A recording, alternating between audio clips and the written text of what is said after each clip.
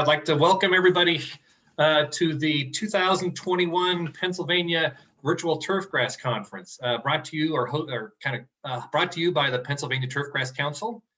And this conference is going to be a video conference, and it will include 5 days of, I guess, 30-minute webinars, and there'll be 3 webinars each day starting from 10 a.m. and running through noon. And so there will be 3 30-minute sessions, and there will be a 15-minute question and answer session at the end as well. So from about 11:45 to noon. To pesticide, so then for pesticide credits will be available to conference registrants and PTC members. And to receive your pesticide recertification credits, if you would please, what we'd like you to do then is at the bottom of the screen in the chat window, if you would please then put in your name as it appears on your card, your state of residence, and your certification number. And so if you could do that in that chat window, I will also copy and paste this in the chat window as well to kind of give you some instructions on that. And then the moderator, I will be the moderator, and the moderator then I will then will then track this and apply these numbers to whichever location these need to be sent to for your recertification credits. So I will go ahead and do that now. So I'm going to. Can you also remind them where we submitted credits? I know we haven't heard back from everybody, but believe that we will get qualifications for a bunch of different states. Correct. Which states are those? Right. And so, right now we're looking at Ohio, Maryland, New York, possibly New Jersey, and Pennsylvania so far. So, and I went ahead and I've got the welcome there. And I just went ahead and then just put that into the chat window itself. So the kind of the welcome, and then also the instructions that would be needed. Again, it's your, please input, put your name as it appears on your card, state of residence, and your certification number. And we should be pretty good to go with that. Yeah, and I think if people don't want to put it into all panels, they can always put it just to the, oh, I think they are putting it to all panelists and not to the attendees, so that's good. Gotcha. Great. They're coming in, so they're rolling in here. Very good. I'll give a couple minutes to let people attend to that before I start the first introduction, but we'll get started here in a minute or so.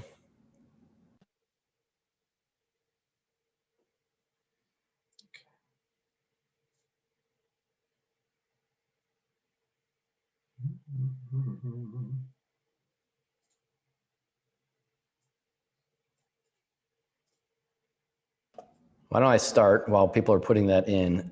No, I don't think we got any GCSA credits. I don't know what happened there, but as far as I know, there was no GCSA credits for this.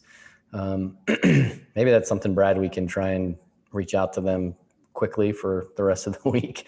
Maybe we can backtrack that and see if there's a possibility. I'm hoping that we would be able to do that. They usually work with us pretty well on that. So it'll just be a matter of reaching out with the GCSAA and getting some GCSAA credits for them. All right, let me go. We'll start and we'll introduce the first speaker.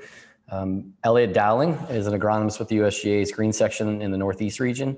He's been with the USGA since 2013. Prior to his time at the USGA, he was a superintendent for 6 years in the suburbs of Chicago. He graduated from Iowa State with a degree in turfgrass management and earned his Master's of Professional Studies from Penn State. So with that, I think I will. Brad, you still see the virtual conference screen, right? I do.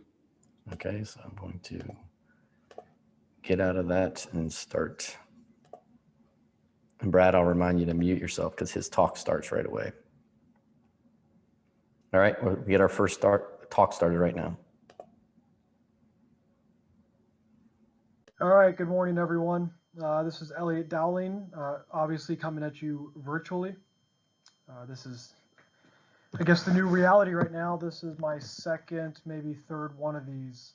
So I guess like a normal year, conference season. This is becoming normal, but this is certainly different for me, talking to my screen and not to you guys. And of course, I wish I were there. I wish we were all together in a room somewhere doing this, but this is where we are. So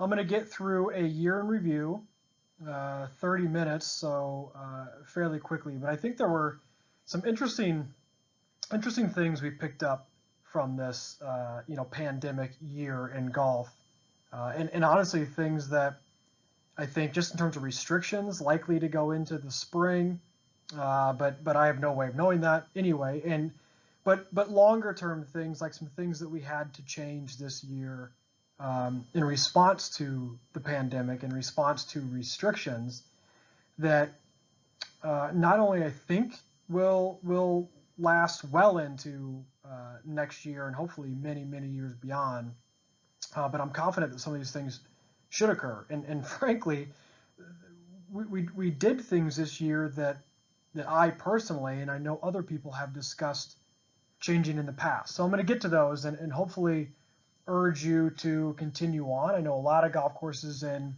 the Philly area, Pennsylvania, have taken the early regulations and restrictions and continued them on. So we're going to talk about that here in just a little while. And then at the end of this, I've left about 5 minutes, I think, for a Q&A, virtually, of course. But if you have questions, maybe we can cover these at the end. So,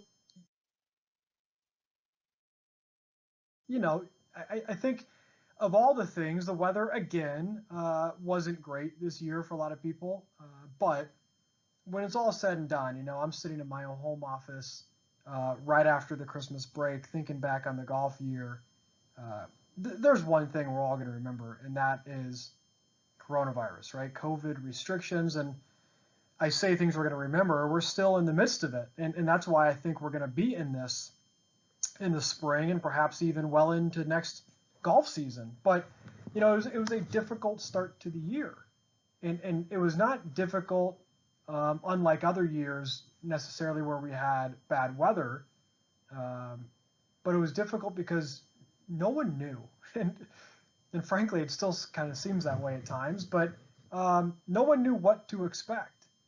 And in that, when you're so reliant on getting labor back, getting products, getting equipment, everything you need in, March and April, even February, to get going on the golf season, and you didn't know if you could get those or when you would get those, there was a lot of uncertainty, a lot of head scratching, and really led to a lot of, phone calls to me of what should I do?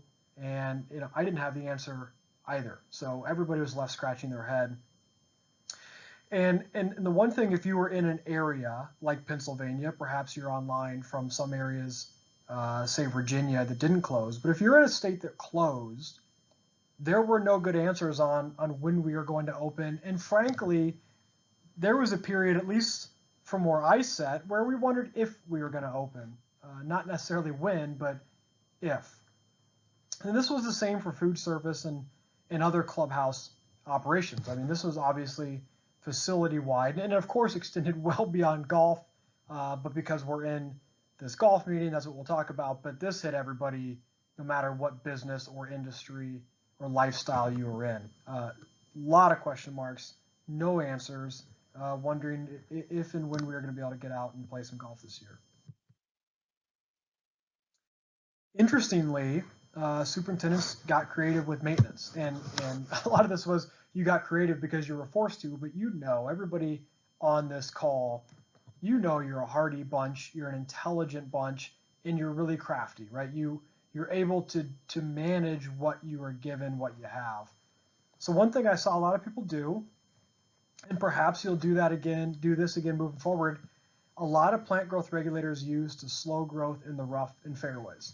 I worked with superintendents that went months. I mean, I'm talking into May, even close to June, with 4 employees, 5 employees, a small handful, So as we're thinking about preparing the golf course and getting ready, or just managing grass at that point, or even playing golf for a lot of people, putting greens, what do we need to do to putting greens to make sure that they're cut and protected? And a lot of the people, a lot of superintendents looked at fairways and rough in particular and said, big acreage, don't have the time, don't have the manpower, the resources, so I'm just going to knock it into a coma. A lot of heavy regulator use. I was in favor of it because you had no other choice. I mean, I would rather spray a lot of regulator in the fairway and the rough and not worry about mowing it as often, and not experiment with that probably as much on putting greens. But I didn't see anything negative out of it at the end of the year. So this is a lesson that maybe we take into 2021 and beyond, and keep playing with it and trying to tweak it and fine tune it. Most people, I said, they mowed greens several times per week as needed. Didn't over mow to try to produce a playing surface, because again, if you're in the Pennsylvania area, there was no playing surface. It was just growing grass at that point and making sure that it was healthy in the event that we were going to play golf again someday. And then everything else, it was whenever. There were days, weeks where rough fairways, stuff like that, didn't get cut. Bunker surrounds, tee surrounds. We weren't playing golf, didn't have the people to do it, and frankly, it didn't matter. It was kind of one of those, we'll get to it eventually situations, which was fine. Didn't maintain mulch beds, ornamental plantings. These are things that I've talked about the need to get rid of in the past with the labor restrictions, reductions for people, with the budgetary restrictions for a lot of people. Why are we taking care of these things? And interestingly, these bottom two bullets, golfers played a lot of golf this year, and as long as the weather cooperates, we'll continue to play a lot of golf this winter. And what was interesting is the number of visits I've done in the past, 2019, 18, and before, where I've discussed getting rid of mulch beds, ornamental plantings, and always met from golfers with well, we can't get rid of those. They beautify the course. We need them. It's always been there. Whatever the excuse. And now you literally couldn't take care of them and couldn't do it well. So you got rid of them, or you just ignored them altogether. Perhaps they grew over, whatever. Golfers played a lot of golf without mulch beds, without ornamental plantings, without a lot of these kind of on the edge type things that I think are a waste of time. They didn't notice them all of a sudden, because they were just focused on playing golf. They had an outlet, something to do, so they got out of there. That was the beautiful thing now, to say, hey, we don't need these things. I think moving forward, that's going to be a really good push to get people to not need these things anymore, think they need them anymore. Like I said, they didn't affect the round of golf, and they should be removed, and still should be. I don't care if we go back to normal, everybody gets vaccinated, there's no more coronavirus. These things should be eliminated for good and forgotten about. Increased rounds at nearly every facility, at every facility. So obviously COVID was the primary driver to this. There was nothing else to do, so we played golf, right? And that's great for golf. I mean, I think there was some concerns for what might happen to the golf course with the increased traffic, with the single rider carts. I'll talk about that in a little bit. Honestly, I didn't see a lot out of it, but either way, it was good that we played a lot of golf here. And then, like I said, golf is one of the few sports where you could get outside away from others. And then golfers working from home. This is something that I really want you to consider and think about moving forward. Golfers, like most people, or at least many people, started working from home. Because they were working from home, they had more time to play golf. So that's where we saw a lot of these rounds directly related to COVID. Had we not had COVID and the restrictions, they probably would not have worked from home that often. Now, something I want you to consider is the future.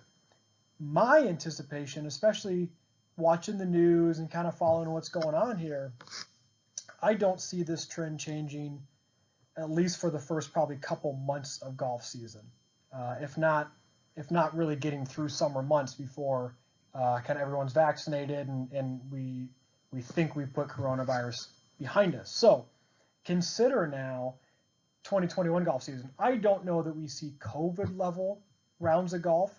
Who could predict that?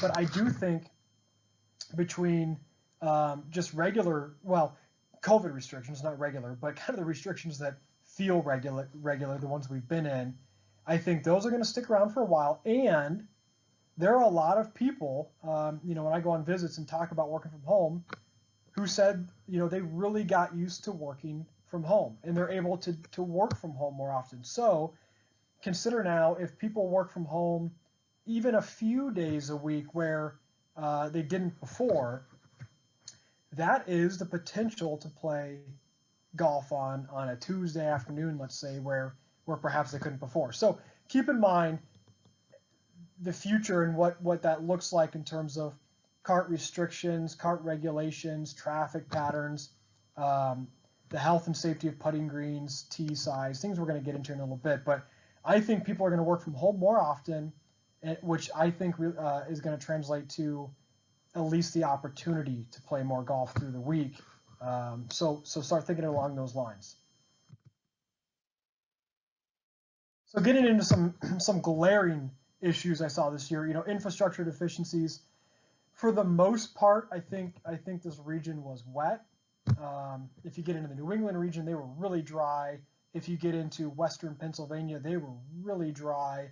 But for the most part, this eastern side, extending down into Virginia, was really wet. So again, these deficiencies come up year after year, not always the same deficiency, but deficiencies in general, and they need to be taken note of. So here is a good example of drainage deficiency, right? You can see, I don't believe you can see my cursor, but I'll use it anyway. You can see these kind of couple channels here where water held. This is a good opportunity to put in drainage. This is a landing zone or close to. This would be a prime area to put in some drainage to help clean up some of these areas. These are two interesting cases to me. These are in the Northern Virginia area, actually. Ton of rain down there this year, a lot of hot weather. So this photo on the left, the backstory is the fairways are 2 years old, I believe, maybe 3, but I believe 2. 007 bent grass.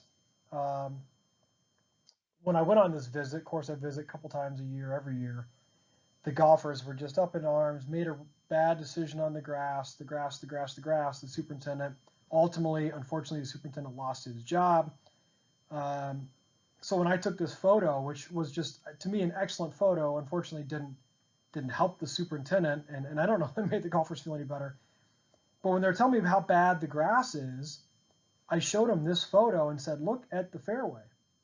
The grass overall, to me, looks great. The damage is only in the lowest area where water settled. I told them they had a drainage issue, not a grass issue.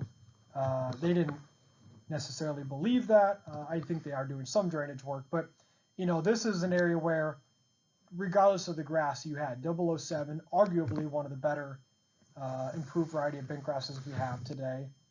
If you're just going to put that much rain and heat on it, there's only so much you can do. Same story on the right. Again, in Northern Virginia, we need to change our grass. I was brought in for a regular CCS visit and then a meeting after the fact. We need to change our grass. Our grass is poor. Well, again, when it kind of hops around in these low-lying areas, it wasn't a grass issue in my opinion. It was a drainage issue, surface drainage and subsurface. So they actually did invest a lot of money in drainage, working on it all winter. And I told them, I said, do the drainage because you need to anyway. And if in a year or two you still don't like the grass, let's change it. I'll talk about changing grass all you want. But if you don't need to change grass, don't. Do the right thing, right? And then worry about the grass afterward. Because to me, the example on the left is a perfect example of the grass, even the best grass. the grass on the left, 007, is better than the grass on the right. So putting in the best grass doesn't get you over these environmental struggles. So shade and air movement, we talked about this a lot this year when you needed to dry. You know, for people who just could not dry out, this was a putting green, you know, clearly shaded, clearly in trouble. It's wet. You can see the algae on it, the crust up top. You can just see it's wet.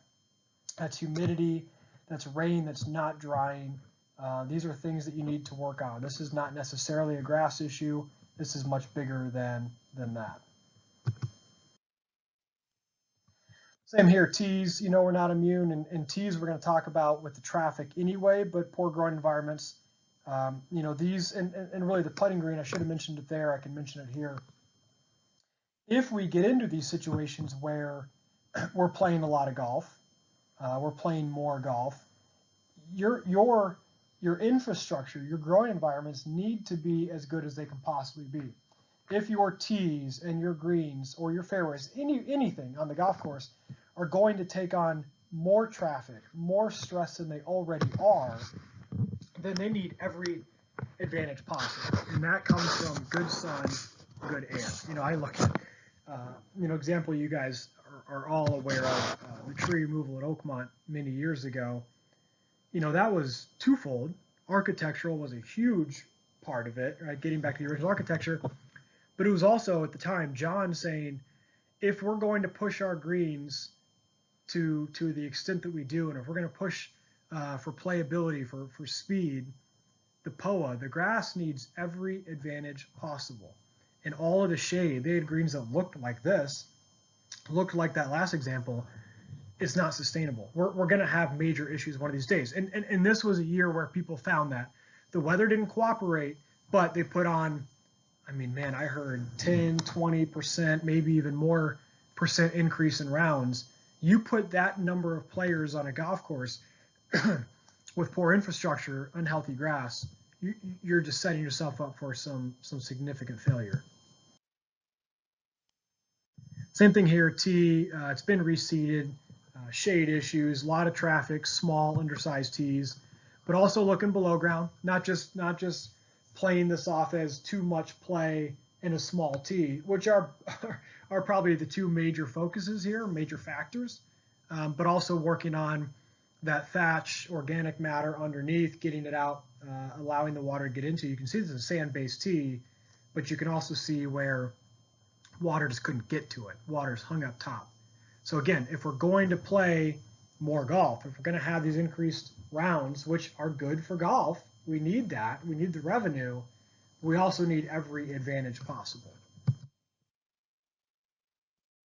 Now, there were some really dry courses, not so much in the Philly area.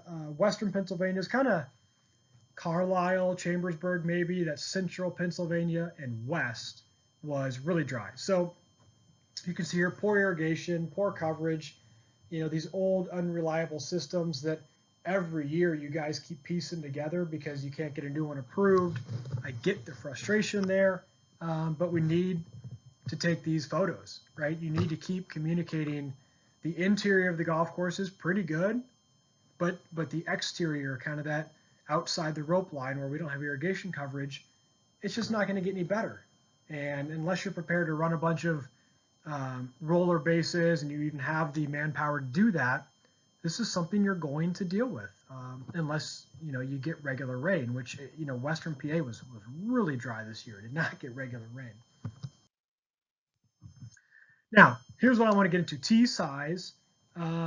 This is not a grass issue, a drainage issue. This is purely tee size. And it was enough of an issue that I'm actually going to write an article about tee size for the Green Section Record this winter. I think it's a September date, September 21.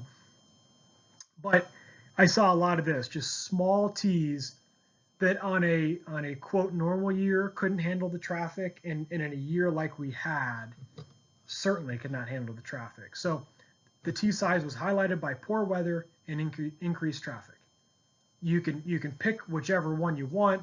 I think they both played a hand in these poor tees. A lot of traffic, poor weather, couldn't dry out, couldn't handle the stress, couldn't recover. saw a lot of struggles. Mini tees do not have drainage. A lot of golf courses, they drain their putting greens, great. Drain fairway landing zones, great. Those high traffic areas in the rough, all great. They don't always drain tees. Tees really are an afterthought a lot of times. On many golf courses, they're just kind of there, frankly. I do think we need to start talking more drainage on tees, getting water out of there to handle not only the traffic, but just better grass. I mean, healthier grass is going to withstand this traffic better anyway. Are your tees tucked into the trees? Are they all pushed back into trees? Can you remove those trees? Do you need to move the tee, make it bigger? I mean, these are just kind of poor growing environment situations that you need to start addressing and looking at. And as I mentioned earlier, a lot of them are small and really afterthoughts. They just don't get the attention they need, especially true of the forward and senior tees. And unfortunately, for as true as it is, these are two of the tees that are getting some of the most traffic lately. The senior tees, they're seeing a lot of traffic coming up forward, and then the forward tees are seeing a lot of traffic because women themselves are playing more golf. But as you get into juniors, even like super senior type players, people who are new to the game, that's an obvious choice for them. That's where they would go. Unfortunately, these forward tees and senior tees, they are the true afterthought. They're a postage stamp at best, no drainage, usually just kind of mounded up clay with some sod slapped up on top. And they're really getting hit hard. So you need to start addressing that. You can see this photo on the right, a lot of divots, par 3, not recovering in the summer. It's 007 bent grass. There's limited expectations for recovery here.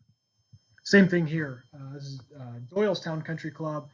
On a again, a quote unquote normal year, this is probably a good sized tee. It's close, but you can see the traffic they had this year. Now, to their credit, if you can see the carts over here, we've talked about the need for additional tee space on this very short downhill par 3 for many years, I'll say. After the year they had this year with this tee and a few others, it was an easy answer for them to say, you know what, we've talked about it enough, it's time. So they're going to build more teeing space on the left. They'll have both tees in operation throughout the year, and it's going to be great for them. I think with the addition of the other tees, they'll be able to handle this traffic. But this is, a good sized tee. All of these you're looking at are pretty good sized tees, but just couldn't handle the traffic this year. So here are, to me, the obvious alternatives. Short of getting bigger, I would get bigger regardless of the grass type you choose. Get as big as you can. But Tahoma 31 Bermuda grass, there's this photo on the right is alternating Bermuda and zoysia grass as an experiment. But we have warm season grasses, which you guys are aware of. Perhaps some of you on this virtual call are not. But we have warm season grasses that can handle our summers and for the most part handle our winters. This is where I would be looking after you make the tees as large as possible. Assuming you've done that and you can't do anything else, Bermuda grass is your choice. And really, Bermuda grass is definitely your choice if you can't get bigger. If you look at both of these tees, especially the one on the left, if they can't get any bigger than that, Bermuda grass is going to be, which this is, Tahoma 31, a much better option for them. So collar health, this comes up every year, probably came up a lot this year, but it was a major topic. Collars were terrible this year. They weren't good last year. They were really bad this year. There's no great grass for this situation for collars. Bent grass is the most commonly used grass. Some people, put a bunch of ryegrass in there. Whatever they can get, frankly, to green up. I mean, hell, anymore, I see enough crabgrass and goosegrass collars because it's green, just something to have there. But as you know, they require additional inputs, and I say for marginal health, and I really mean that.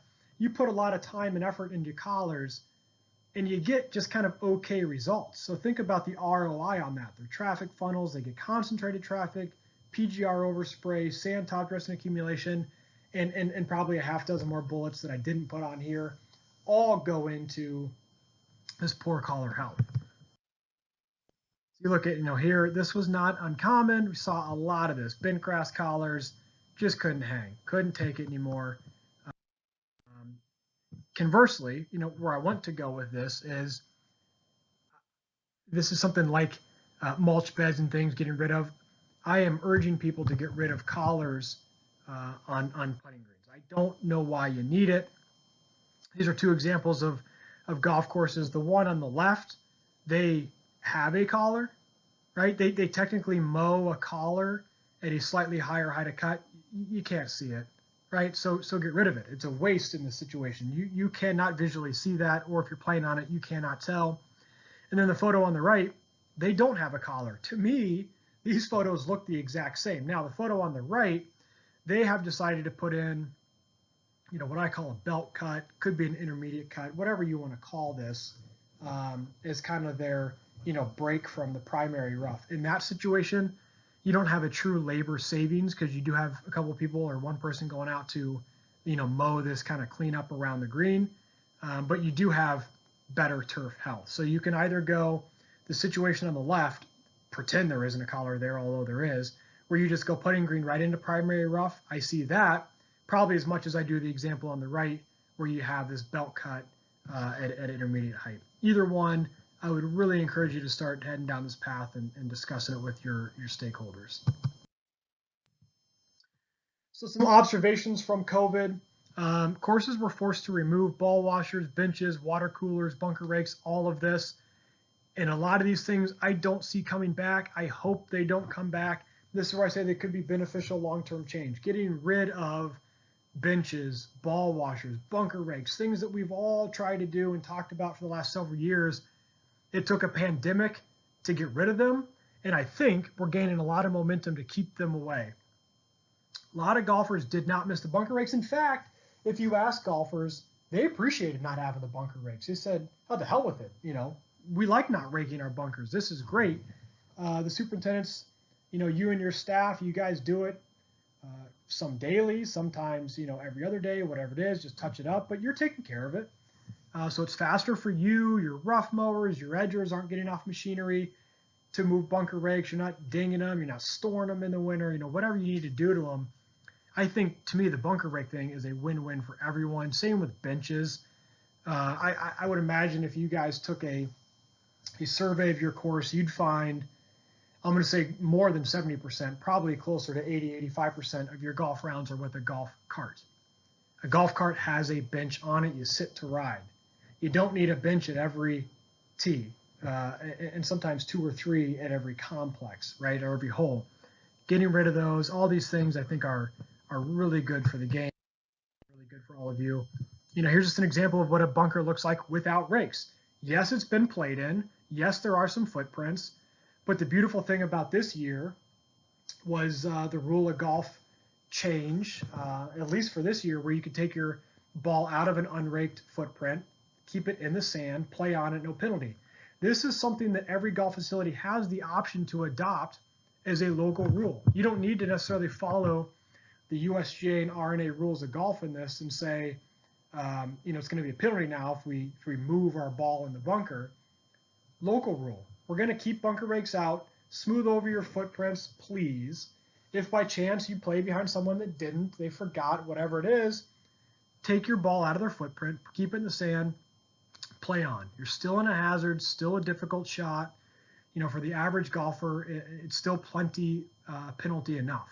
So I think this is something that's really a win for everyone. And then same with, ball washers. We took these away. Everybody has a towel. Get it wet somewhere. These are things that you can do without needing a ball washer. And I know you can do it, again, because your golfers played a bunch of golf this year, many of them without ball washers, without bunker rakes, and didn't say that I can't play golf until you put a ball washer out there because I can't keep my ball clean. No one ever said that to me. They all said, We love how the golf course looks. We love how fast a round of golf is. Everything's great here.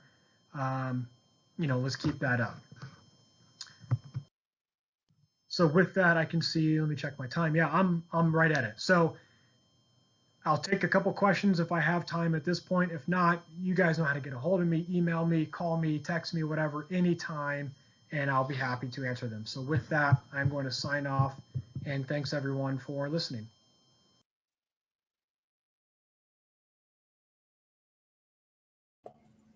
Okay, I got to try and figure out how we can get Elliot in here. If anybody has a question, you can put it in the Q&A or into the chat box. I know Elliot's on here. I'm going to see if I can bring him in.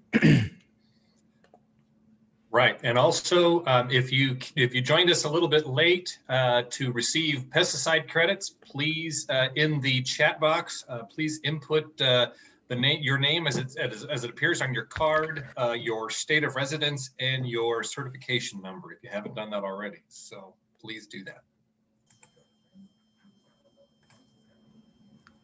Give it a second to see if anybody has a question for you, Elliot. Or if you had anything to follow up with and wanted to just make a mention of anything, you could do that as well. I will, just because Brad, you can hear me, right? Yes. Emailed me and asked about cart traffic, and I didn't include it, but it is an interesting question and one that I think a lot of people assumed we would see a lot of cart traffic with the single rider carts. I'll tell you from what I saw, and believe me, I asked every superintendent, every golf course, there was not a lot of additional damage from single rider carts. There was, where your normal traffic patterns are, those were perhaps worse this year, but I didn't see massive turf loss from the additional carts, and not saying that they were great for grass, of course, but I do think there's a likelihood of single rider carts in 21 and perhaps moving forward. So I don't know that puts your mind at ease, and maybe you could tell me that I'm crazy and your course just totally collapsed because of all the single rider carts, but I didn't see enough of additional damage where I have a lot of fear of the single rider carts this year, or any year, frankly.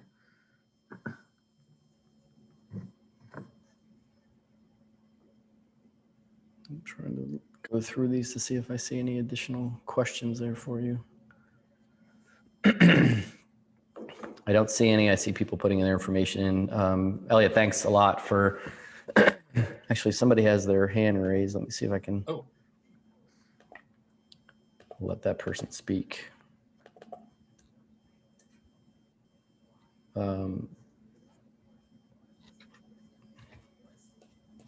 Trying to find out where that person is that has their hand raised, but I can't see it. If anybody wants to just ask a question on mute, just mention it. I don't see any hands raised anymore. Otherwise, we'll move on to the next talk. There's also time at the end of these where questions can be answered. So if you did have a question and didn't get it in time, just let us know, and then we can answer that at the end. Yeah, I plan on being back at the open Q&A at whatever 11:45, and like I said, they can reach out to me anytime after the fact. Sounds good. Thanks a lot, Elliot. Great. Appreciate it. Thanks, guys. Thanks, Elliot. Bye-bye. All right, I'm going to share my screen and start the next talk. First, I guess I should introduce myself because I'm the next speaker. I'm the professor of turfgrass management at Penn State and run the 2-year golf course turfgrass management program. My background is in disease management primarily, but also pest management related to weeds as well. Yeah, that's good enough. I don't need to say more than that. All right, let me share screen and get this going.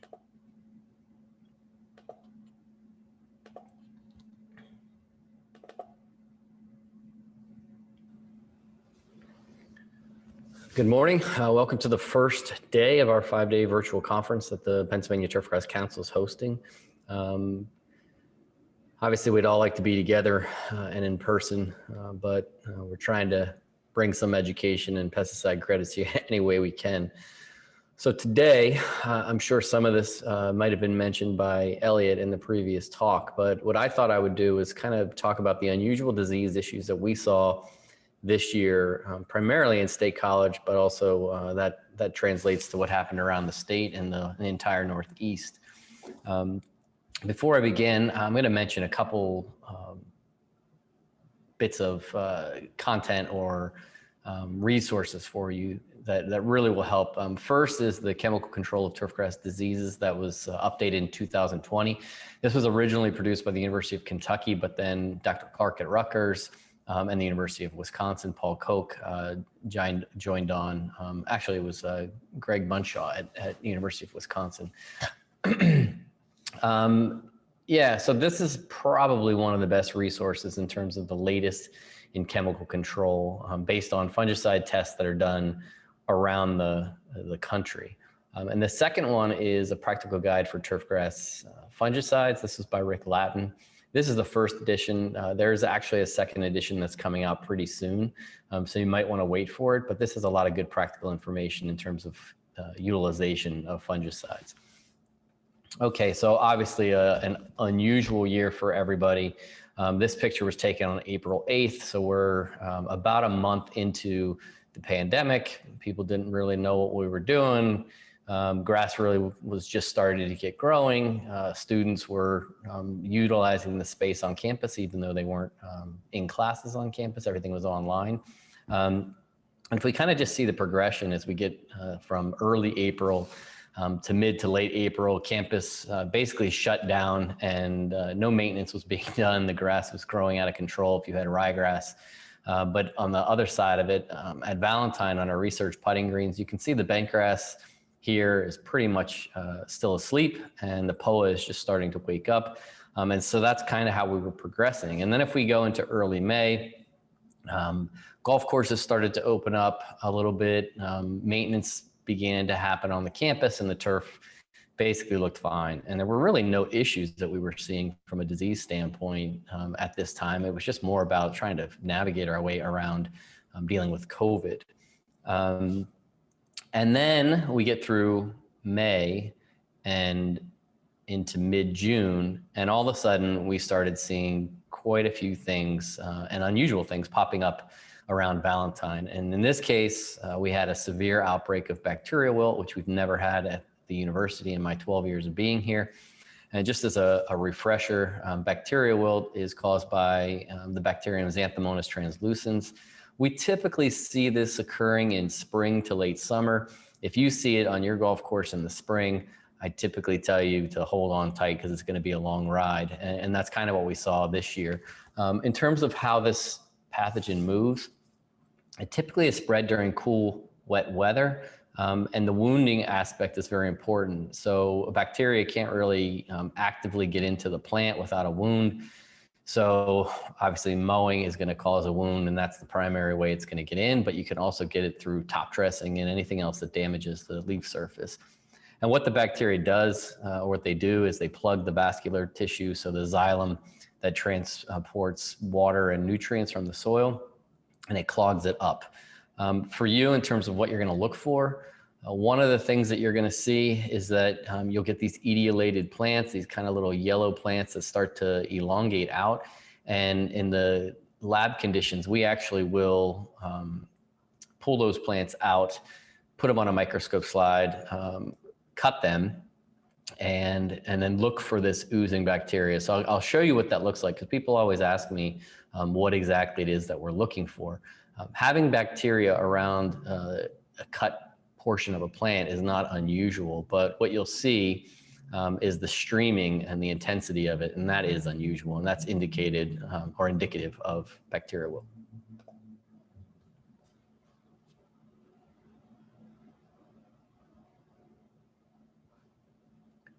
So in this video, we can see the bacteria oozing out where the xylem is coming in, particularly in the middle part, and you see how forcefully it's projecting, you know, cell parts, but as well as the bacteria is streaming out. And so this is a dead giveaway that we're dealing with bacteria, and this in combined with the symptoms we see in the field makes it an easy diagnosis for us. Now, although we don't have any control options for bacteria wilt besides cultural practices, one thing that we did find interesting this year was that Dr. Huff, where this showed up, it was a variety trial or a experimental line trial of POA annua. And we saw distinct differences in the severity of the disease based on the ecotype or the biotype of the grass.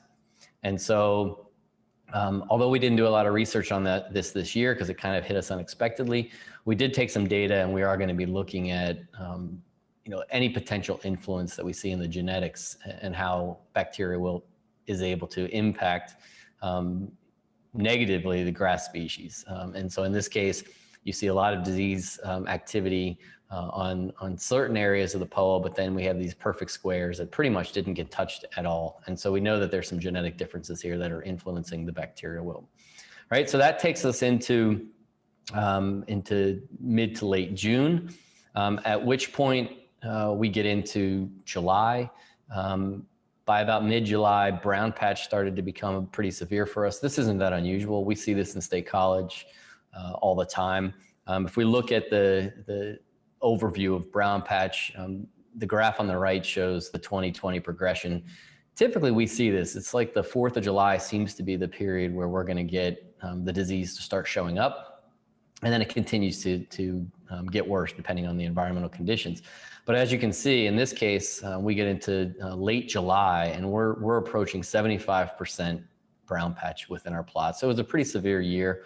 All of you know hot, humid weather, typically, that late June, early July period. I tend to say 4th of July is like a good time to start thinking about it.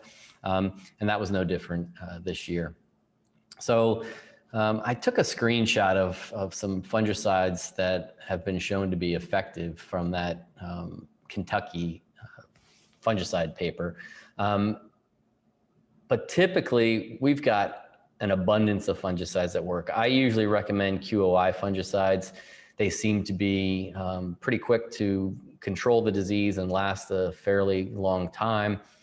This in combination with cultural practices like avoiding really aggressive summer fertility programs, especially with water-soluble nitrogen sources, irrigating in the morning when it's possible, not over-irrigating or keeping the turf too wet, because that humidity and that moisture is really what drives this disease. But we have a lot of options to control it, including some of the new products, fluazanam, which is secure.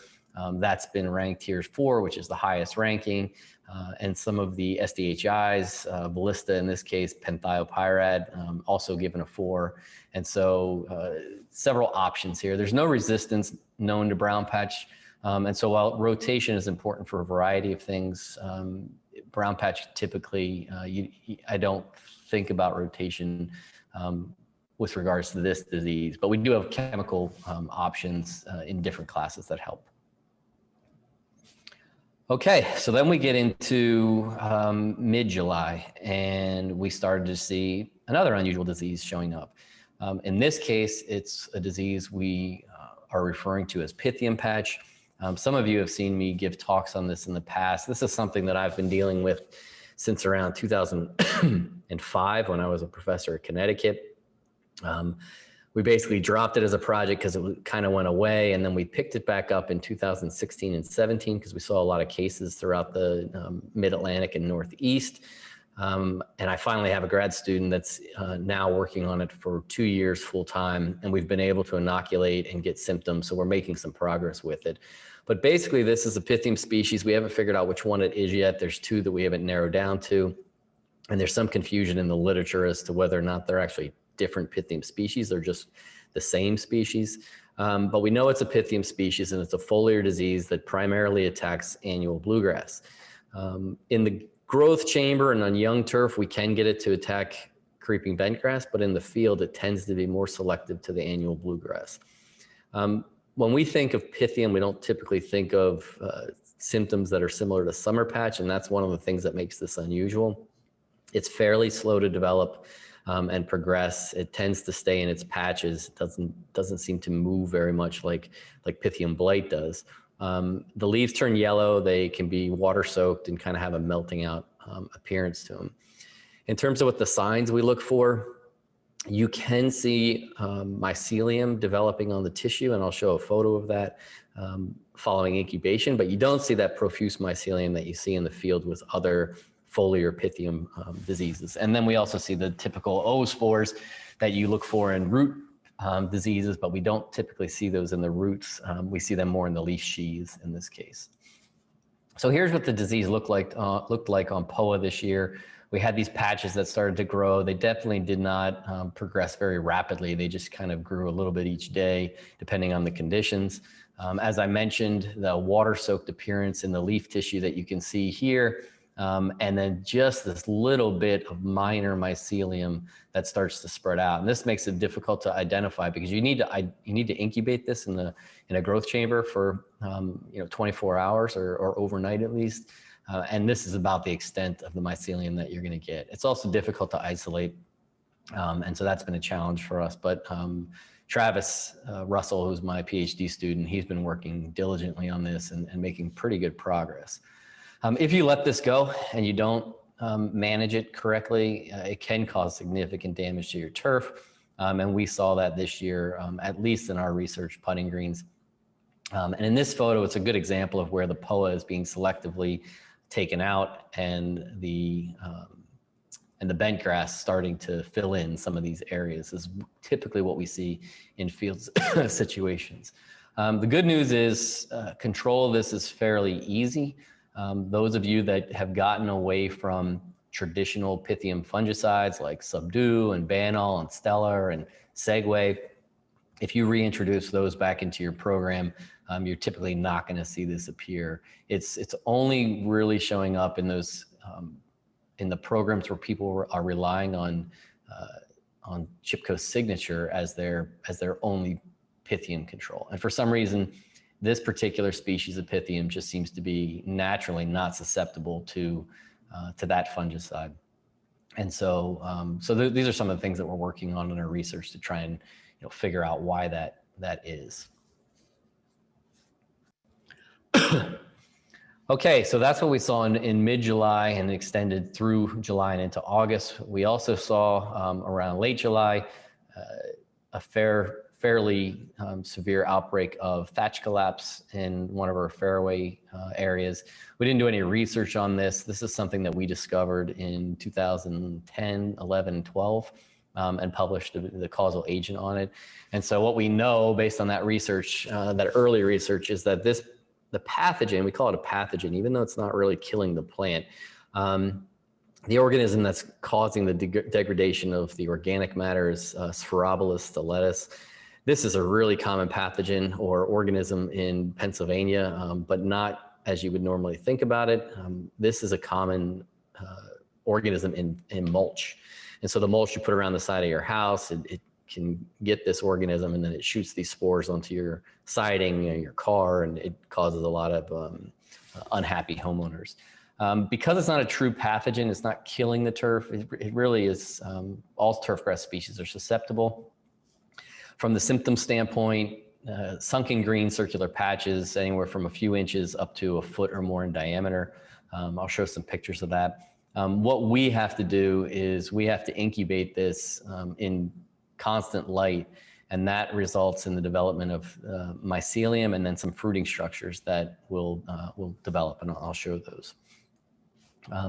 So these fruiting structures here are what are produced in the thatch area, and basically these are little small cups, and inside each cup there is a little globule here, a sticky spore mass, and that, as you can see here, this cup will invert, and this spore mass can be shot out, several meters in distance, and so then that causes new infections. And so once this invades the organic matter in the thatch, it degrades it, and it basically causes that patch to lose stability and just sink into the turf.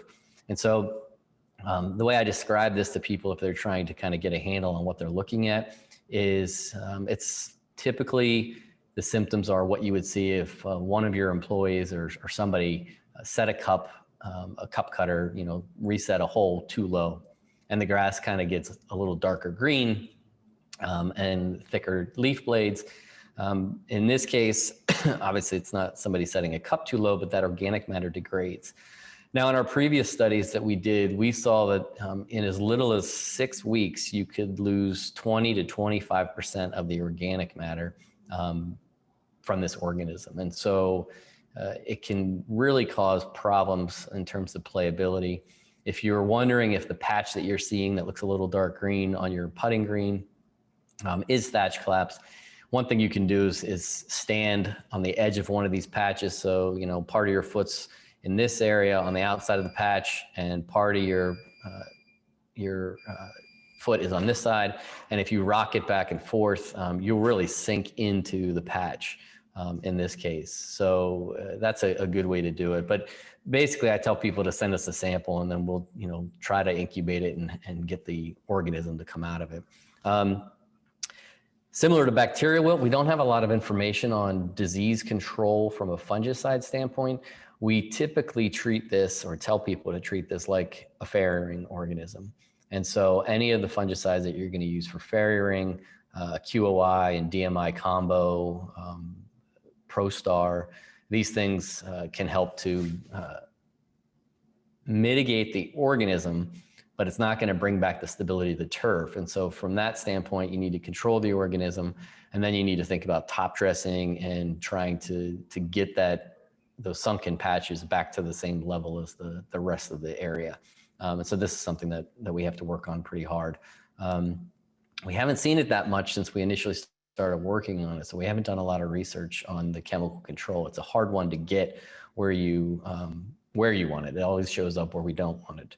And so that's what we saw showing up this year towards the end of July. Also towards the end of July or mid-July, mid-June and into July and then into August actually, was our anthracnose. It was we tend to have severe anthracnose every year, but it was another pretty severe year of anthracnose. This picture is taken on July 27th when the disease is just starting to kind of take over. If you think about, anthracnose on annual bluegrass, this could show up as early as March. I've seen this on putting greens, following the first snow melt. But from a severity standpoint, in State College, we typically see this in mid to late June showing up. It was a little later this year. It was typically this year it was around when brown patch started to show up. And it peaked in mid-August, which is about a week later than we typically see it peak. We try to set these trials up so that they peak during our field days, which is usually in the first week of August. In this case, it was a couple weeks later. And this is natural infection. And we got up to 70% disease before we started seeing some natural recovery. And ultimately, this is what our trials look like. Now, I'm not going to talk a lot about chemical control here because on Thursday, I'm going to do an entire talk on anthracnose. But we can see that there are highly effective fungicides that can be made. And typically we see programmatic approaches, right? Like rotation of different chemistries that are effective.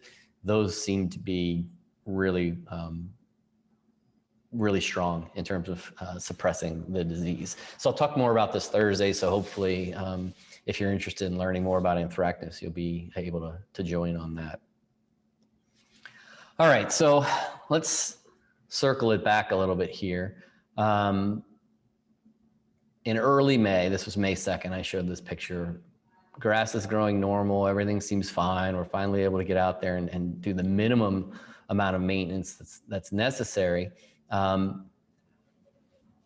But unlike our research plots that I just went through and all those diseases that I showed, that I talked about, showing up here in 2020, those were in irrigated areas. And so obviously anywhere you have irrigation, it's going to set the stage a little bit differently. But what did we have in areas that weren't irrigated? Well, in this case, May 2nd, early in the season, rainfall was fine.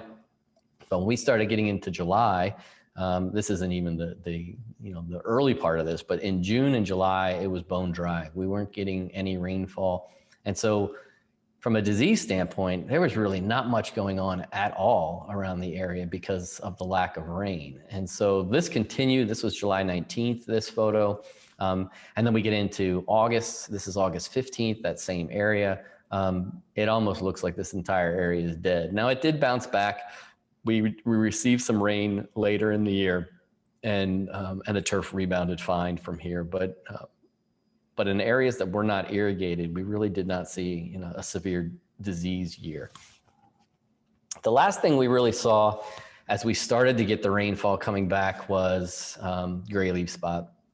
So gray leaf spot hasn't been a real challenge in the last few years, but it's becoming more important for one reason. We know that it affects perennial ryegrass, and that's continues to be a big challenge. But in 2019, we saw major outbreaks of gray leaf spot on tall fescue, particularly on a few sod farms in Maryland and in Delaware.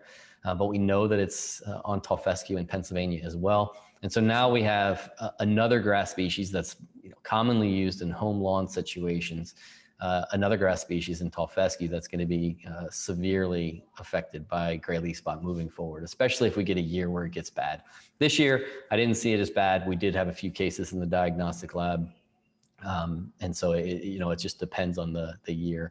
The one thing I'll say, and this goes back to my days in Maryland in the 90s when this first became an issue, it's really, really easy to diagnose this disease if you have a microscope. And the idea of sending a sample overnight to a lab, on a Monday, they get it on a Tuesday, and they get their diagnosis to you back on Tuesday or Wednesday. That's a lot of time for this disease to do a lot of damage on your golf course or your home lawn or any area. And so for a few $100s, you can get a microscope that's able to you're able to look for these spores. Where the other diseases that have mycelium or different structures can be more difficult to diagnose, these spores are unique to this pathogen, and there's no overlap. So if you get a microscope and you have ryegrass or tall fescue, you could literally diagnose this in the time that it takes you to grab a sample in the field, get back to your shop, and put this under a microscope. So I always tell people that is an option if gray leaf spot's been a problem for you. But again, it's one of these diseases that sometimes it's bad, and then we go a few years and then nothing shows up. And so it's not as chronic, it seems, as it used to be. Now, one disease that I didn't talk about that I normally would talk about is dollar spot. So in 2020 in State College, dollar spot was pretty non-existent. We had trials that we started in mid-May and continued them all the way through September. And you see here in one of those trials, we got up to about 8 infection centers in a plot of 3 feet by 6 feet. And typically, to put that into perspective, in a severe year, our non-treated plots would have 150 to 250 infection centers. So this was a dead year for dollar spot. There was really nothing for us to glean from this, with the exception of one thing. I have a grad student, Maureen, and she's working on resistance to all the DMI chemistries. We're trying to figure out whether or not if you have resistance to one DMI, we still get efficacy from some of the other DMIs. And so one part of our study is looking at resistance, but the other part of the study is looking at the injury caused by these DMIs. We talk about the DMI injury and the problems that can occur during the summer when you make repeated applications of these. And this is a good example of where you see differences in injury between one DMI and the other. Now, I have this picture and I don't even know what DMI is on the left and which one's on the right. But we can clearly see differences on these. And if I take the peak injury that we had for all the DMIs that we evaluated in this trial, we can clearly see that there's differences among them. I'll point out here, posterity is a SDHI, it's not a DMI, but we wanted to include it because we just wanted something that we knew probably wouldn't cause injury. And it really didn't. Anything below 2 is considered acceptable. And I didn't put the untreated in here, but the untreated on this rating date was around a 1 as well. So all this is just background noise of injury. But we can see a couple things here. First, Maxtima, which is the new fungicide that came out last year or a little over a year ago, that has been touted as being a really solid fungicide as it relates to phytotoxicity, right? No injury occurred. And we saw that throughout the application of these. We didn't see any injury from Maxtima. And then the ones that kind of started to cause a little bit of injury or resulted in a significant amount of injury, triticonnazole in here, metconazole in here, and Eagle. So those are the ones that tended to cause more injury than others. But in general, yeah, and I think I'm missing one in here as well. And I don't know what I did here. I think Bannermax is in here somewhere too. And that was, moderate in this range as well. I must have left it off the slide, but we can see there's differences in here. So it's something that we caution about. In the past, I never told anybody to worry about it. In the Northeast, I didn't think it was that big a deal. And remember, these are after repeated applications of these products, probably 3 or 4 at this point, before we saw any issues. But we can see differences among them. And so that was something that we were pretty interested in.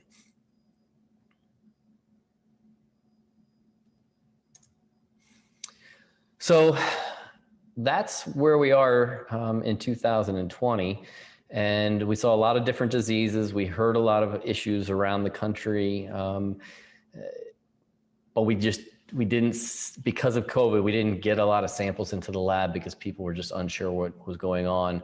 But I will say this here, we did hire a new person, Dr. Banguela, who's a pathologist. He started in 1st of January, or the 4th of January. He's going to be leading up the efforts in our lab to develop a full-scale commercialized diagnostic lab for turf pests. And so here's the address and the phone number of that. This will be a fee-for-service. We're looking at 24-hour turnaround time, reports, recommendations, and as enlarging services, right? A larger amount of services. So we'll be looking at doing pesticide resistance screening in 2021, or excuse me, 2022. We're hoping to bring in the ability to do nematode assays. We'll do weed ID, insect ID in conjunction with Dr. McGraw. So this is something to be on the lookout for and know that will be available in 2021 to help out when you run into any of these challenging problems.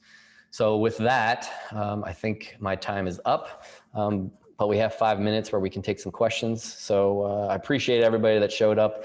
I know virtual format's not great, but hopefully we'll see people back in the fall on campus for the Golf Course Turfgrass Management, or Golf Course Turf Conference in November.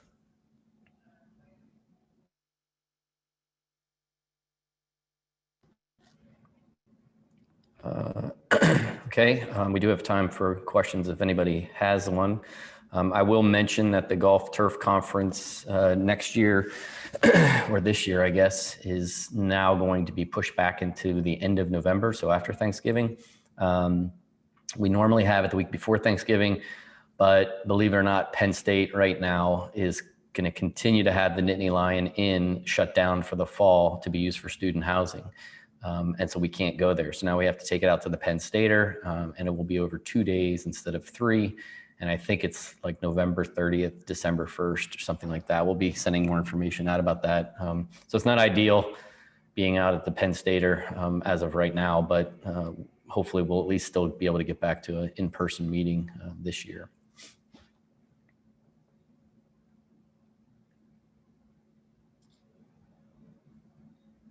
Just looking to see if there's any questions, and if not, we can start the next talk. Right. Nice job, John. Appreciate that. I don't see any questions popping up on the chat yet. I would say maybe just give another reminder about making sure people have filled in their pesticide information, and then I'll introduce the next speaker. Great. Yes, please. So then if you're here for pesticide credits, please input in the chat window the name as it appears on your card, the state that you're from, and your certification number. And make sure you got that. And we've got a number of them that are already on here. So if you do, that's okay. But if you haven't got an input there, please do so as soon as you can.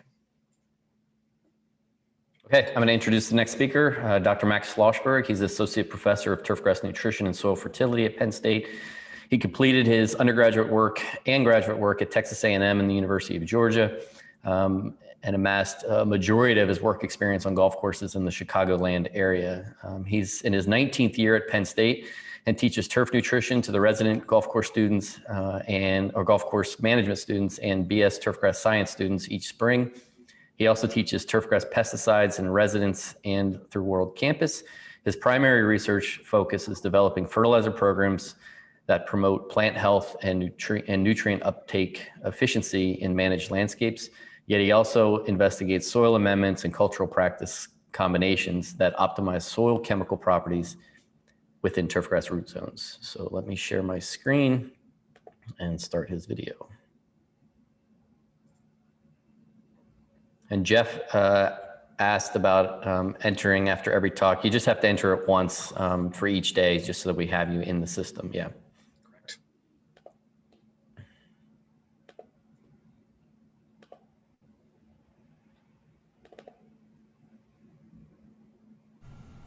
Hello, and thank you for your interest in and support of our virtual 2021 Turfgrass Education Conference. I'm Max Schlossberg, Associate Professor of Turfgrass Nutrition and Soil Fertility here at the Pennsylvania State University. And I'm very excited and appreciative to have received this invitation. Thank you, Brad Jakubowski.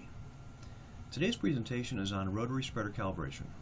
Given the 30-minute slot, I'm limiting instruction to rotary centrifugal type spreaders, which I hope will prove efficient and meaningful given their greater popularity yet slightly more complex nature relative to drop type spreaders. But I'd be remiss to not briefly mention drawbacks and attributes of each. So regarding drop or gravity type spreaders shown here, they're slower than rotary spreaders in that they treat a narrow swath width each pass. But they're highly accurate under a wide array of conditions and better suited for sensitive areas. Rotary spreaders are efficient in that they treat a relatively wide swath each pass, but their application rate can top out. While drop spreaders can be operated at a lower speed in support of higher application rates, rotary spreaders require a minimum operating speed be maintained. More narrow gate openings or lower settings typically support more consistent distribution of granules. Of course, they're a bit less precise than drop spreaders, but the recent advent of edge guard technology or directional shields help protect non-target proxies. Under certain circumstances, even the most thoughtfully calibrated rotary spreaders can have accuracy issues. Blended fertilizers can segregate as they depart the impeller disc. The pitch or angle of attack of the impeller disc is dependent on operator height or posture. And lastly, the distribution of low density or finely graded granules over the treatment swath can prove unreliable. Any combination of these rotary spreader issues may have contributed to the diffuse striping artifacts seen here. But I think most of us will agree these resulted from a rotary spreader, as the pattern is diffuse but consistent, whereas improper drop spreader use typically has a more discrete and inconsistent outcome. Rookies. But enough intro. The equipment required for rotary spreader calibration includes, of course, a clean, dry, and closed rotary spreader. I won't repeat this throughout the presentation, just again now. Always keep your rotary spreader hopper gate in the closed position before use. Also, what will be needed is the granular product intended for application, in this case, 10-10-10 red steer fertilizer. You'll also need a flat area, managed similarly to the target area, ideally where a grandfather and grandson aren't already practicing. This can be on the edge of the target area, but if so, the operator should abstain from double treating it after calibration is complete. Marking this area with flags may prove worthwhile. You'll also need a balance or scale with a capacity of 10 pounds, like this digital bathroom scale, available at walmart.com. Negatory Ghost Rider. Bathroom scales are calibrated for a 30 to 300 pound operating range and are not particularly precise. Acquire and use an accurate professional grade digital balance with a Tear Zero button, adjustable feet, and a level. You'll also need a measuring tape or wheel, pin flags or marking paint, and 2 clean dry buckets or pails. You'll also need a cell phone with a calculator feature, or if you don't have one of those, a sweet calculator, like this one that you might recall from Turf 435 if you had the pleasure of taking it in residence. Now that we've described the necessary equipment, we'll introduce the procedural steps, of which there are 5. The first is to verify the square footage of the treatment area. I can't stress the importance of this enough. If you discover there is more area than you initially prepared or have material for, you should decide whether it's best to wait until you've acquired the additional material needed or apply the material you do have at a lesser rate. Step 2 is identify or calculate the desired product application rate. For pesticides, lime, or amendments, follow label or soil test recommendations to complete this step. Here, we're going to follow the label as shown. I will show an equation on the following slide. This desired product application rate in pounds per 1,000 square feet is an essential component of that equation. In this example, we will use the 5 pounds per 1,000 square feet headway G product rate as shown for preventing pink snow mold in turfgrass. And henceforth, we will denote 1,000 square feet of area with a capital M. And you know where that comes from, right? Roman numerals. We've brought them back.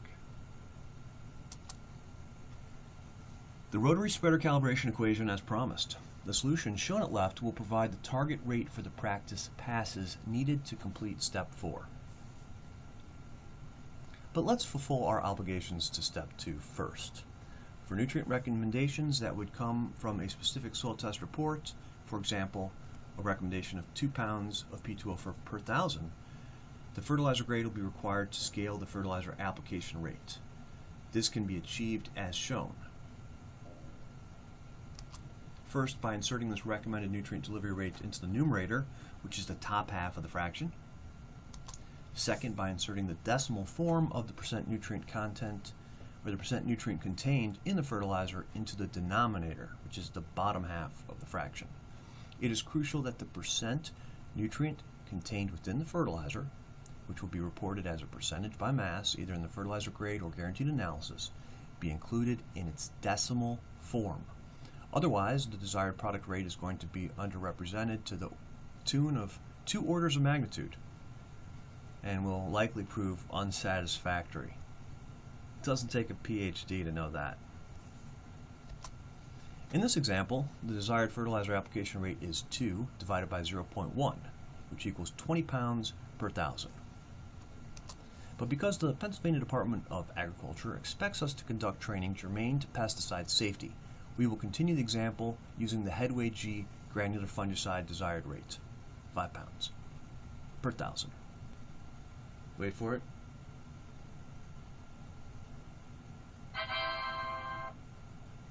That's right.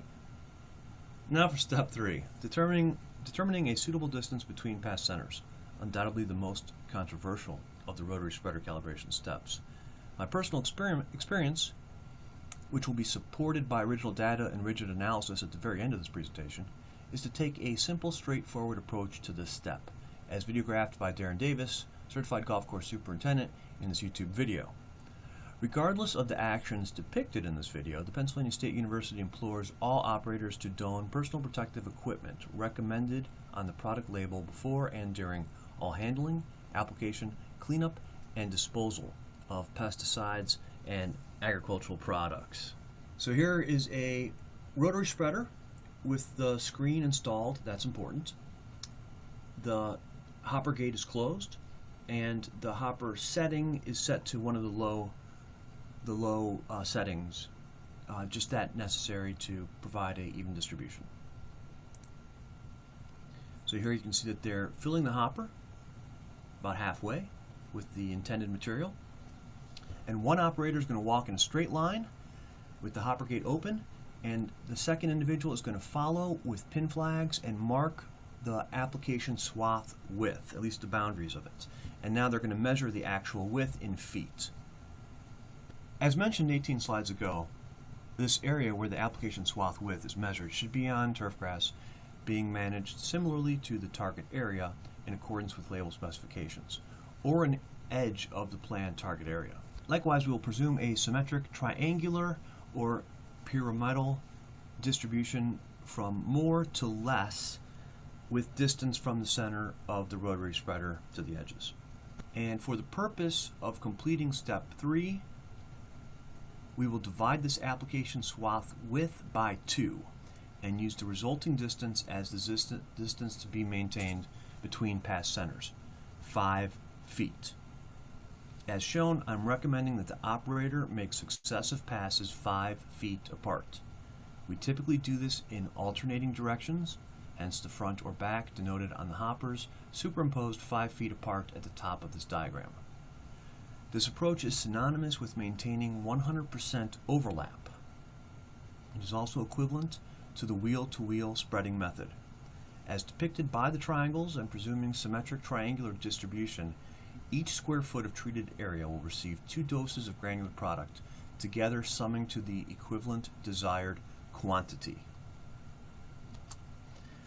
On the contrary, measuring a distance or maintaining a distance of 10 feet between subsequent passes, or the application swath width distance between subsequent passes, will not support 100% overlap. It will not be equivalent to the wheel-to-wheel spreading method. If this full application swath width distance is maintained between passes of any spreader but a gravity or drop type spreader, I assure you it will then result in an uneven distribution of fertilizer or product. Likewise, I encourage practitioners to refer to this 1/2 the application swath width distance as the distance to be maintained between pass centers. Do you know why? Because instructions containing standard units are meaningfully specific, readily transferable, and not open to interpretation. Instructions like implement 100% overlap or spread it wheel to wheel are unlikely to transfer or be confirmed by a supervisor as readily. Furthermore, completion of step 4 requires that distance maintained between passes be included in the rotary spreader calibration equation. 1/2 the 10-foot total application swath width equals 5 feet. Step 4. Calculate the target rate for practice passes, i.e. test runs. This will require one more piece of information, and that's the length of the practice pass. The length of the practice pass should be no less than 50 feet and need not be greater than 100 feet. Frankly, it can be any length greater than 20 feet, but should be flagged or painted out in a turfgrass area being managed similarly to the target area in accordance with label specifications, or an edge of the planned target area, but should not overlap with the area where product was applied to determine the application swath width. It is very likely that multiple practice pass lengths will be required during the calibration procedure. Thus, plot out the first one on one side of a sufficiently wide area. If the operator has a Penpo calibration kit, which is a clever box-like apparatus and a worthwhile investment for professionals, that can be installed on a rotary spreader and encapsulates the impeller disc, then the practice pass length can be marked out anywhere convenient and can be used repeatedly. In this event, in the event the operator does not have similarly managed turfgrass available, for multiple practice passes. The operator can mark out one practice pass length on pavement or on a finished interior floor. In this instance, it is imperative that 1. The spreader operating speed be maintained similarly to that expected on the target area, and 2. That all the dispersed product be swept up and either properly disposed of or returned to the hopper for application to the target area once calibration is complete. Now, record its exact length in feet and insert into the rotary spreader calibration equation. In this example, we will employ a practice pass 60 feet in length, as shown. Now, with all parts of the rotary spreader calibration equation complete, use a calculator to determine the target rate of pounds headway G to be applied in the 60-foot practice pass. It's 1.5 pounds.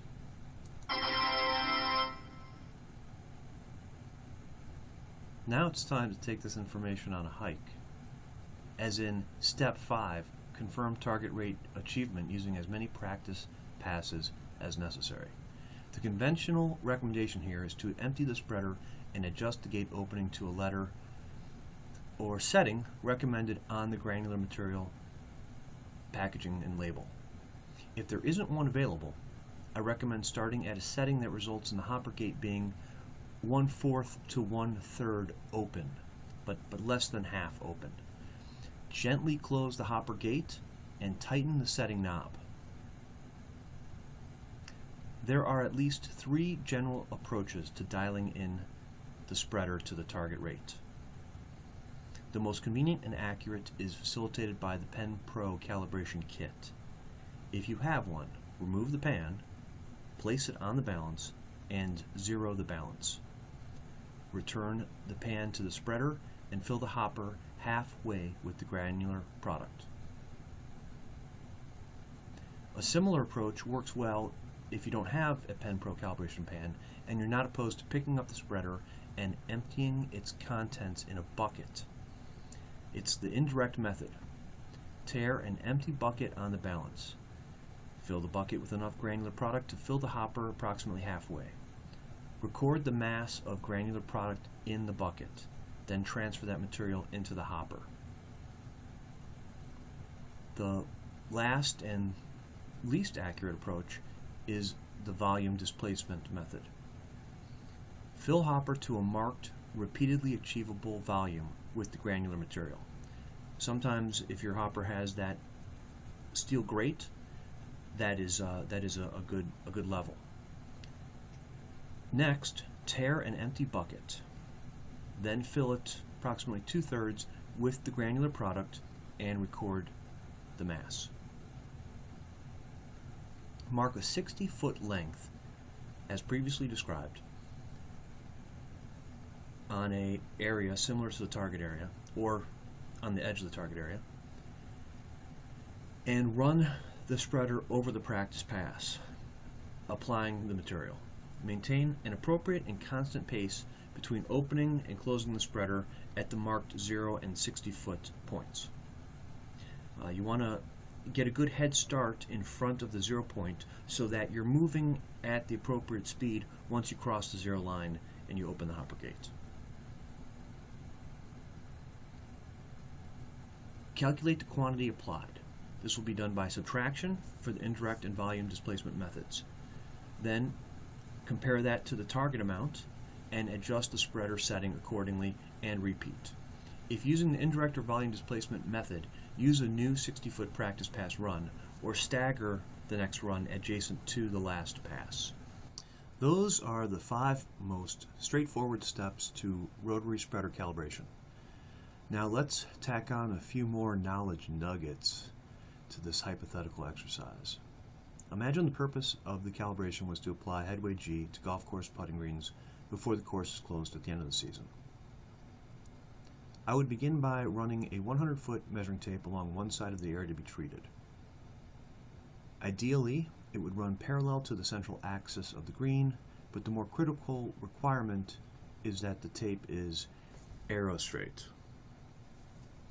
Next, I will place pin flags to mark the distance to be maintained between passes. Recall, we calibrated our spreader to apply 5 pounds of headway G per 1,000 square feet under the condition of maintaining a distance of 5 feet between pass centers. Since we committed to this, the pin flags are placed along the measuring tape at 5-foot intervals. Once that task is complete, the tape can be retrieved. It can then be used to achieve the same flag spacing on the opposite side of the green, or perhaps laser straight mowing lines can be used in its stead.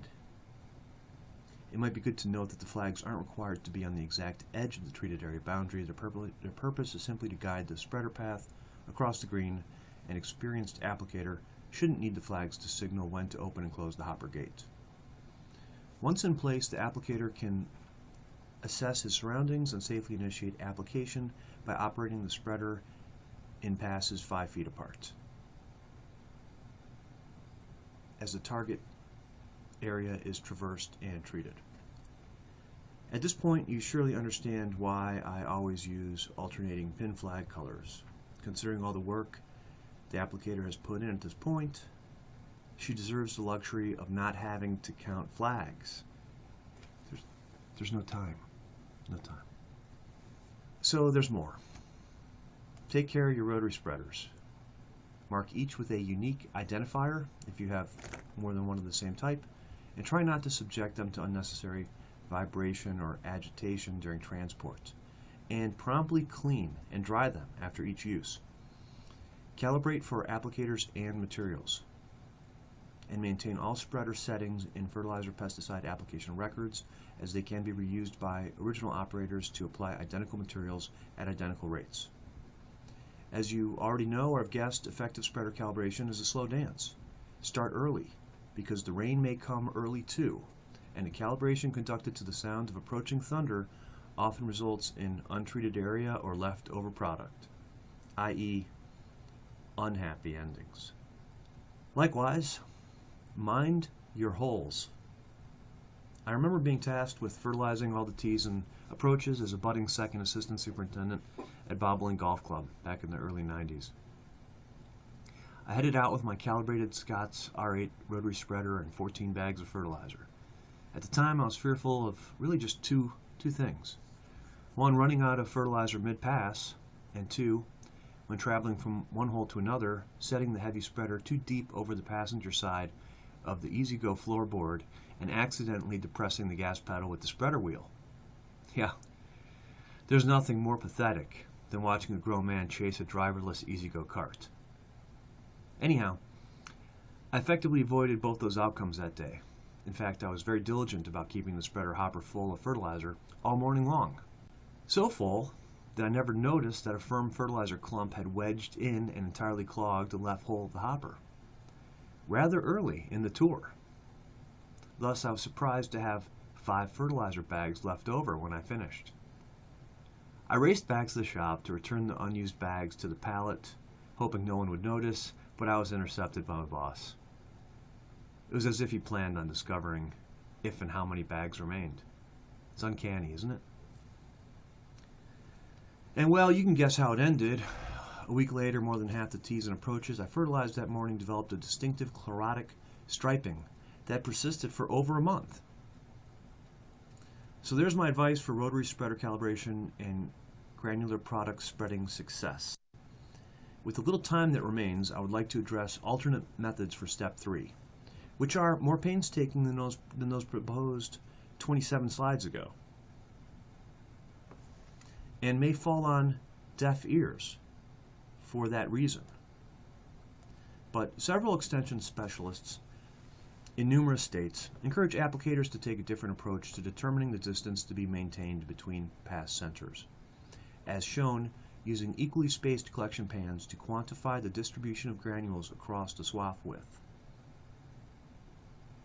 If and when you do this, per readily available instructions on numerous extension websites, you will develop a physical and detailed assessment of the distribution.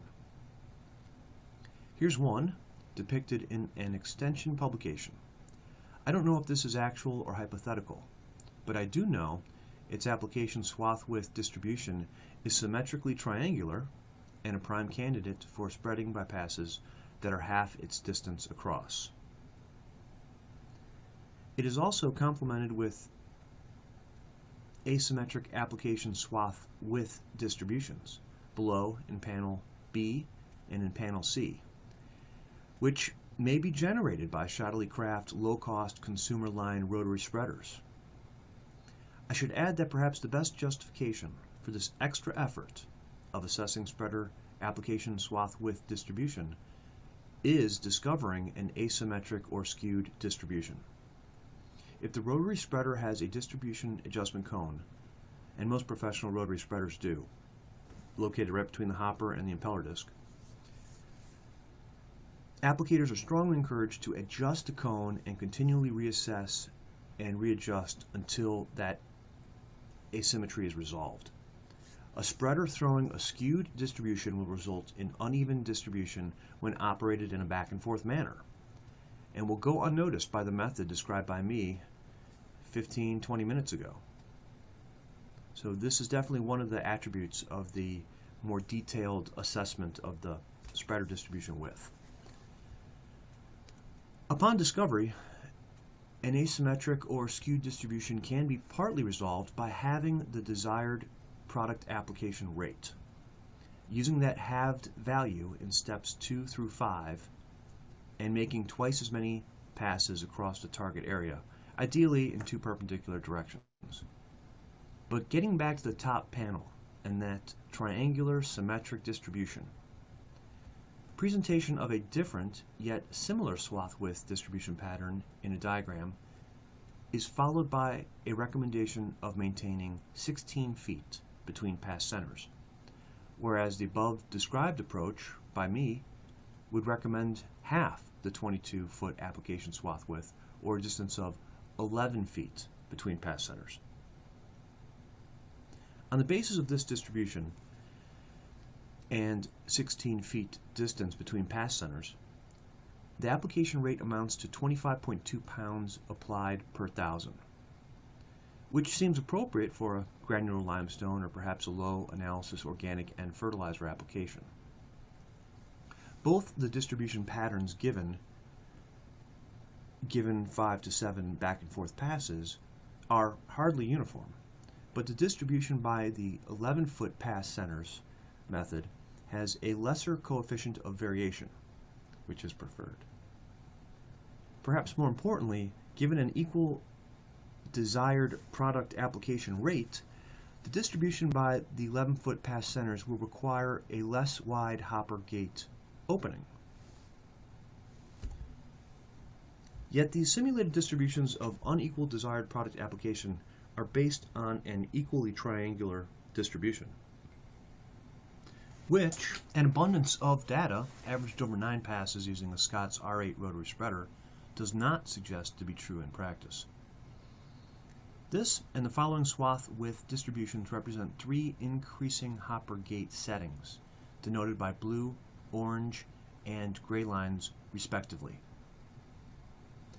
It seems fairly consistent that the mean swath width distributions get wonkier and wonkier as the hopper gate widens.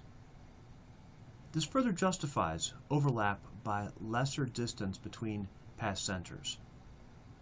Considering the YouTube comments for a much simpler approach, albeit the comments were not by turfgrass professionals, rather just run-of-the-mill 21st century Americans, I can't help but wonder, how much faith does anyone really have in their ability to discern the exact distance from the hopper center, where the amount distributed is half the amount delivered from under the hopper center? In this extension video, from which I've just captured the still shot, 6 pans collected swath distributions at 2, 4, and 6 feet on either side of the center pan being denoted with a C. The presenters seem pretty convinced that the pans 4 feet on either side contain half as much granular material as the center. But take a close look. How sure is anyone that it's not the pan's 2 feet on either side that contain half as much granular material as the center. Maybe I'm splitting hairs. I would hazard a guess that some members of the audience think I've overthought this. Well, I titled the talk, Who Takes Rotary Spreader Calibration Seriously, for a reason. You can't say you weren't warned. My time's up. Thank you for your interest, and please join me in thanking my research sponsors, the Pennsylvania Turfgrass Council and the Pennsylvania State University College of Agricultural Sciences. Stay well. I look forward to seeing you again soon.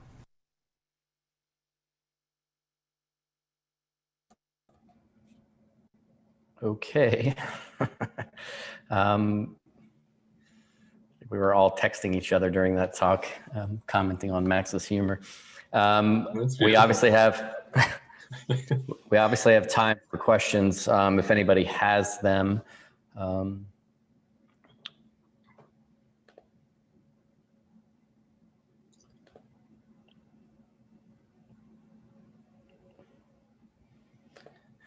And as with most of the Zoom classes and talks that we do, nobody ever has questions, so it's not surprising. Brad, how do the pesticide credits get handled? You're going to cross-check everything and submit everything so people don't have to do anything, correct? Correct. That's kind of how that will work out there. So this way, by having their name, their state, and their certification number, will allow us to be able to turn those into the correct entities.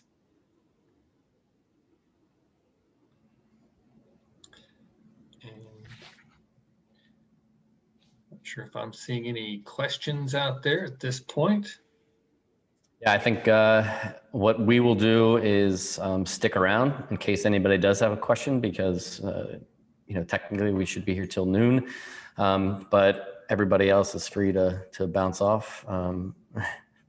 The question was, did Max really have a mullet? It looked like that was the case. I don't know if that's true or not. I don't think he was wearing a wig, but I'll have to confirm that with him later. Right. So Max was definitely enjoying his presentation, which was good. So.